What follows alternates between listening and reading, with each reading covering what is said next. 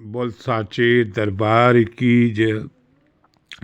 जय जगत जननी माता जी ਤੁਹਾਡੀ सदा ही जय। बोल मेरे दिल वाली सरकार की जय। सिया राम सिया राम सिया राम।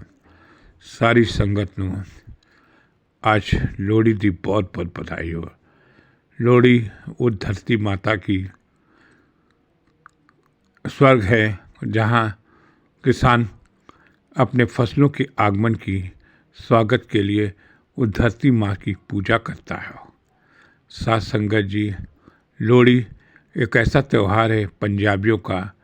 कहते हैं पंजाबियों का नया साल इसी दिन से शुरू होता है। लोहड़ी दो शादियों की आत्माओं का मिलन है और नए बच्चे के जन्म के स्वागत में संगत जी पहली लोहड़ी बड़ी खुशी खुशी से मनाते हैं। बड़ी ही कहावत आती है संगत जी कि लोहड़ी में एक किसान की दो लड़कियां थी, सुंदरी और मंदरी।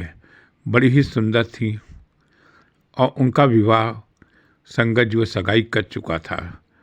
पैसे के अभाव से वो लड़कियों की विदा नहीं कर पा रहा था और इन सुंदरी मंदरियों की सुंदरता की एक दिन राजा को भनक पड़ गई। मुगल शासक में राजा लोग जबरन निकाह कर लेते थे और नीलाम कर देते थे। जब राजा को किसान को पता चला कि उसकी नज़र पड़ी है तो वो संगत जी दुल्ला भट्टी के पास गया। मुगल शासक में दुल्ला भट्टी वो योद्धा था जो गरीब अमीरों को लूटकर गरीबों को बांट देता था और कई असंख्यों बेटियों की उसने शादी करी और एक पिता के रूप में कार्य किया। दुल्ला भट्टी ने कहा आज ही इनकी शादी कर देंगे, कल हाकिम आएंगे अपने सिपाही को लेकर, आज ही को नहीं शादी कर दी। और दुल्ला भट्टी ने अपने साथियों को भेजा, लड़कों वालों कहा कि आप आज ही बारात ले आओ। लड़के वाले डरे हुए थे, उन्होंने कहा हम रात को लेके आएंगे। रात को बारात लेके आए और जंगल में संगत उसने शादी कर दी। दुल्ला भट्टी के सदस्यों ने जहाँ जहाँ पर नए बच्चों की शादी हुई थी, अनाज बचा हुआ था वो इकट्ठा कर लिया और जहाँ बच्चे का जन्म हुए थे उन घरों से मिठाइयाँ मंगा ली और इस तरह से सुंदरी और मुंदरी की शादी कर दी। और दुल्ला भट्टी के पास एक सेर शक्कर थी, वो शक्कर उनके बच्चियों के झोली में डालकर संगत जी शादी। तब से संगत जी लोहड़ी का त्यौहार में ये गीत बड़ा गाया जाता है, दुल्ले भट्टी ने तीर बजाई।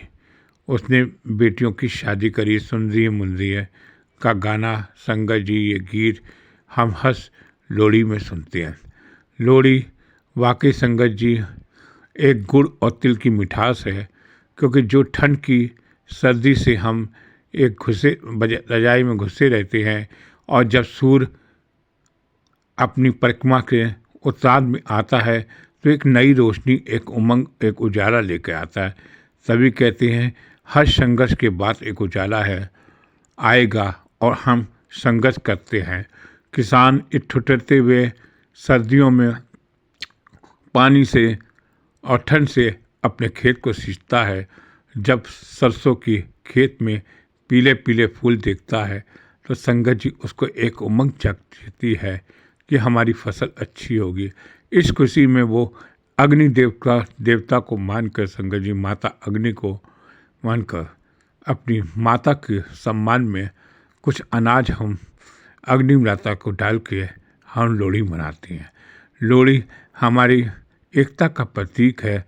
जहाँ हमारे पुराने रिश्ते कहीं टूट जाते हैं, किसी से आस पड़ोस से भी टूट जाते हैं, तो हम लोहड़ी के दिन संगत जी सब इकट्ठे होकर इस अग्नि देवता की चक्कर लगा के हम अपने रिश्तों को जोड़ते हैं।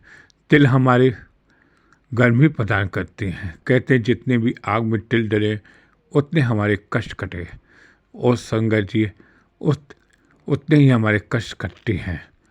और अनाज को हम अग्नि में डाल के एक नई शुरुआत करती है। वाकई संगत जी लोहड़ी एक पंजाबियों का नववर्ष का त्यौहार है जिसे बड़ी खुशी खुशी से हम मनाते हैं। इस सर्दियों में हम इकट्ठे होकर पूस की वो आखिरी रात को संगत जी हम आग जला के अपने को एक उष्मा देते हैं और दूसरे दिन सूर्य की खिचड़ी बना के हम सूर्य के आगे रख के मकर संक्रांति का त्यौहार मानते हैं और एक नए त्यौहार की संगत जी शुरुआत करते हैं। अगर पंजाबी नव वर्ष लोहड़ी से मनाते हैं तो और लोग संगत जी मकर संक्रांति और पोंगल भी दूसरे दिन से मनाते हैं। कहावत ये आती है कि सती दक्ष की बेटी सती ने भी लोहड़ी के दिन संगत जी अपने को अग्निहोमन कुंड में डाल दिया था, क्योंकि उसके पति का सम्मान नहीं हुआ था। तभी तो कहते हैं कि स्त्रियों को अपने पति के सम्मान के लिए हमेशा उनका सम्मान है तो आपका भी सम्मान है। लोहड़ी गुड़ और गचक की वो मिठास है जो बहनें अपने वीरे के इंतज़ार करती हैं कि कब वो उस दिन आएंगे और गुड़ मिठास से एक दूसरे के संबंध अच्छे बनेंगे और एक मिठास आएगी। सारी संगत को इस लोहड़ी के त्यौहार में संगत जी गुड़ और रेवड़ी की मिठास से हम अपने मन में उतनी मिठास लाएं कि हम अपने एक दूसरे से मिठास से बोलें।